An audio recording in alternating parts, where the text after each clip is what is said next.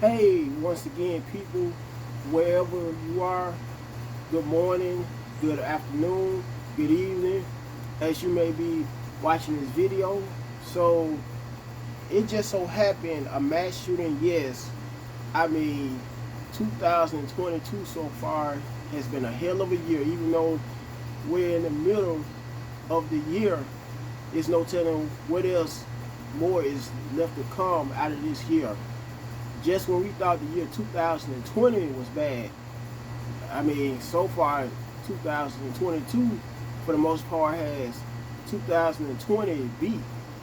Anyway, it just so happened at a church in Vestavia Hills, Alabama, which is part of Birmingham, but it's more so a suburb of Birmingham and on the outskirts of Birmingham. Anyway, at a church by the name of St. Stephen's Episcopal Church on yesterday, Thursday, June 17th, a lone gunman who happened to be 71 years old and was arrested in the process for shooting a couple of people. One who is being hospitalized on behalf of the injuries from the shooting and happens to be, if I'm not mistaken, an 84-year-old female, along with an 84-year-old male who was murdered and died right on the scene, and a 70-something, also a 70-something-year-old female who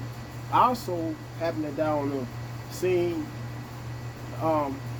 Anyway, I have been doing Google searches off and on not only the victims but specifically the shooter slash suspect of this incident, only to not be able to find anything, and I mean literally nothing pertaining to the suspect first and foremost, nor the victims.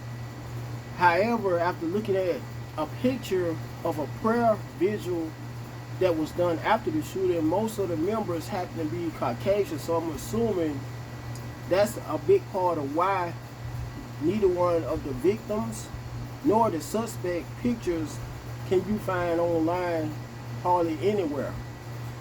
And I just have these questions. Could it not be that Caucasian or white people more so want to keep on painting to the narrative that when it comes to homicides or genocides, only us African Americans are the only ones who partake in killing one another? Could it also be the reason why you can't find hardly anywhere the suspect's pictures, no matter how you try to Google images of him? I mean, all you could find for the most part is just videos telling about the incident, but not showing the suspect's pictures, much less alone the victim's pictures, which I'm assuming are Caucasian, because Caucasian people in most instances always want to make it seem like they're so innocent and so good of people, although it's just as many of them, statistically speaking, who commit homicides and murders as us African Americans, or more so of them. But you never hardly hear of that portrayed in the media. Okay, I also have another question. The reason why the suspect's photo is nowhere online to be seen. Could it do, nor was he shot right on the scene and killed by the police? Anyway, and unlike the gunman who killed all the people, all the kids, and some higher authorities, some teachers as well, or personnel at the school in Uvalde, Texas, some weeks back. And by the way, he happened to be a Hispanic male. For some of you who may still be wondering what race was he. He will happen to be a Hispanic male who was murdered right on the scene by police. Now, could it be the reason they won't show this particular suspect is because he may be a Caucasian male, and due once again to the narrative that white people may want society to always paint the narrative that us African Americans are so against one another. Us African Americans specifically murder each other day by day, although they're not perfect people by a long shot either. And I'm gonna be straight up with that. Also, what could it be the reason he wasn't murdered on the scene? Was it because of 4 reasons due to white privilege? Not only white privilege, white superiority, racism, and white supremacy. I mean, think about it, people.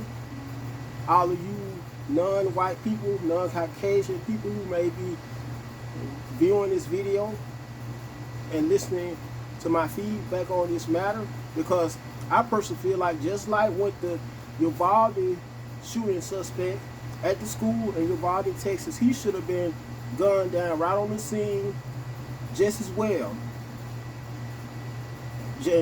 Unlike when how the Parkman High School shooter from 4 years ago, February 2018, Nicholas Cruz, if I'm saying his name right, I feel like he should have been gunned down right on the scene, regardless if he's a Caucasian male or not.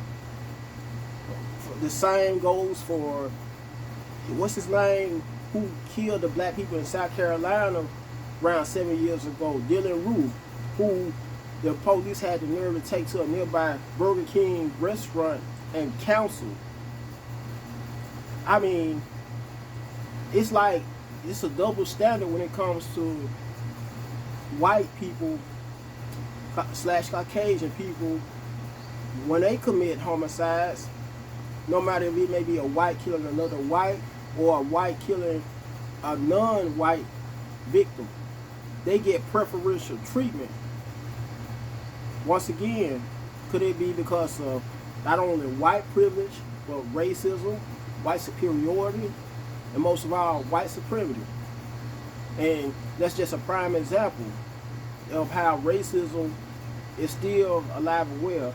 And another example of how racism is alive and well, I have been through that area a couple times, Vestavia Hills, and will be driving, minding my own business, only to get stopped by a police officer. Most of the time it will usually be a Caucasian police officer on behalf of something petty, such as a tail light being out, or the expired tag, things of that nature. Now, I have heard stuff where I'm going to a news article, another news article I read.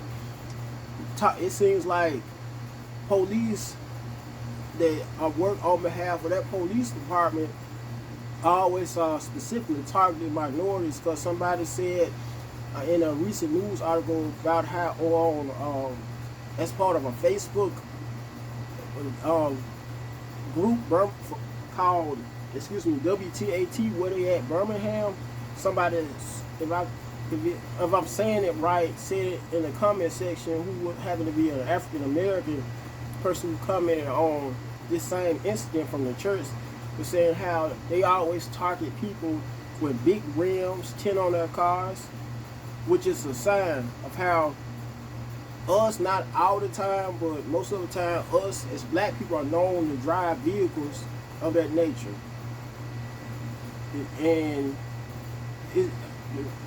once again, I'm saying my main point of making this video is that racism will always be a factor in this world, no matter what. Even if we live to see a whole new century, the year 3000, racism will still be a big factor, because, and I'm gonna say it once again, even though some people, some non-black people who may be viewing this video may have a problem with what I'm about to say once again, but I feel like this suspect, who happens once again to be a 71-year-old Caucasian male, shouldn't have survived to be able to be arrested, because he is awaiting judging from the article. By the way, I will have the link to the article right down below in the description box for you to be able to listen to the video going more into detail about the incident that happened at the same church. Once again, Saint John's, I believe, or I can't quite remember, but I just know it's an Episcopal church. Excuse me once again, because I have a hard time sometimes getting my point across due to how I mispronounce some words from time to time. But once again, the link to the article pertaining to this incident will be right down below in the description box, in case some of you may have wanted to read the article so it could be more clarified, this particular incident. And there's even a video pertaining to what exactly transpired yesterday on Thursday, June 17th at this church. By the way, it was part of what happened. They were just the members there. They are active members of the church. Happened to have a Boomer's potluck dinner, which I'm assuming had a whole lot of senior citizens and elderly church members. Anyway, that's all I wanted to say. And please feel free to subscribe to my channel, most of all. First and foremost, share the video so my channel could gain more exposure and a much more bigger audience.